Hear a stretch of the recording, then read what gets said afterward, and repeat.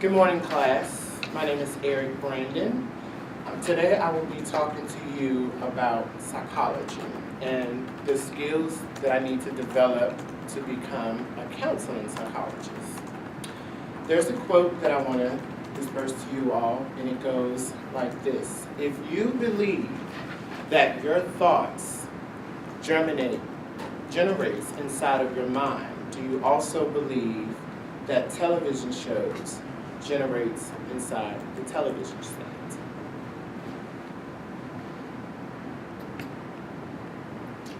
A counseling psychologist.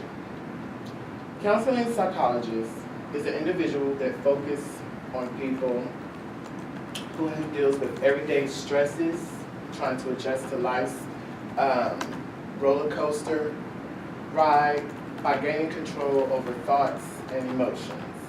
And it's very similar to clinical psychology. But this is an individual that diagnoses and treats many types of mental behavior and emotional disorders, such as schizophrenia, bipolar, anxiety attacks. Okay. Dr. Russell Chapman. I had a one-on-one personal communication with him to give me a little more insight about psychology. He told me that, Eric, getting your bachelor's was a very first good start in psychology, but I'm going to need more than just a bachelor's.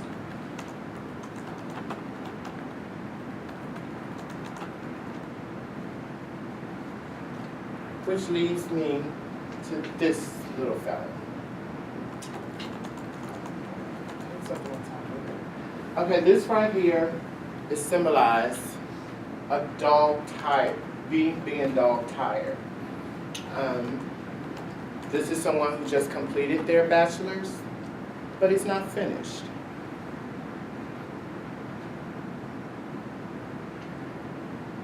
It's not over.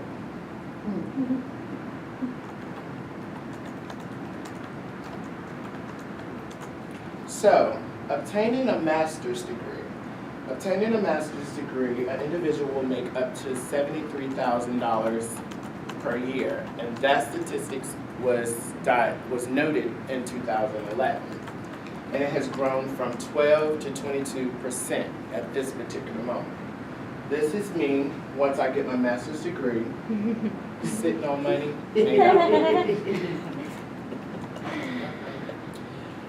This is what having a master's degree will give me. It will give me my own office, private practice, and an individual that at this desk would have learned with a master's degree, communication skills, listening skills. I would have learned research methods and different complex problem solving at this desk. And I will be able to give that out to my clients. Where do those thoughts come from? Well, back to that quote that I mentioned to you about thoughts germinating inside of your mind, if you don't believe that. Okay, when you look at a television show, that show wasn't made in that television set. It was made on stage, maybe in a theater. It was brought to the television screen. So do your thoughts. This is a picture of a thought entering into your mind, and it is a mental orphan. I call it a mental orphan because you choose what you let into your mind. This thought is out of nowhere, but it sees a home. And it's saying yes or no vacancy. That's up to you to decide. It's up to you to decide whether this thought is going to be able to enter into your mind. That's why yes or no vacancy. Meaning I'm available or no, I'm not available. If it enters into your mind, it starts off as a seed into your soil. Your brain is soil. That seed, that thought is the seed that will enter into your mind. And eventually, if you let it get in there, you reap what you sow. What you put in is what you get out. As you see here, this individual put a seed in the ground, and the much focus, as you see the water, is the focus that you give to that thought. The more you put focus to a thought, If it's negative, it will grow. Whether it's negative or positive, it will grow. This right here, once you let a thought into your mind that's negative, that's dark, that's not beneficial to you, it's ready to come in. It's all packed up, got a suitcase, and it's coming at you. I mean, it will do some damage. It will do some damage. It's all ready for you.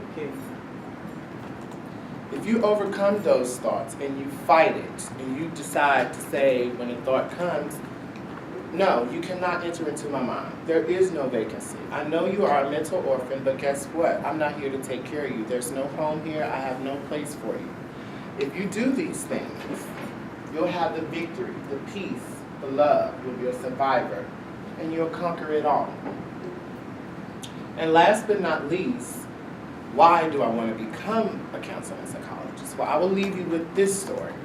So I have a friend back home in Virginia, where I'm originally from, a very close friend. We've been friends for all of our lives. Her brother, he was a very composed person. He was very quiet, never talked that much, but he seemed to have it all together. You know, he was happy but quiet. You never seen anything wrong. Well, one day I got a phone call, and they was like, you know, my brother slit his wrist last night.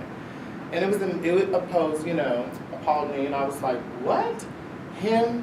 Why? Like, what reason would he have to cut his wrist? Like, he had the money, the car, beautiful daughter. He was always, you know, together. You know, he never had any signs of abuse to himself or anyone else. So that let me know that no matter what is going on the outside, it's what's going on the inside. So that led me to want to get into the field of counseling and psychology, to figure out the thought and the behavior of an individual and why these things go on.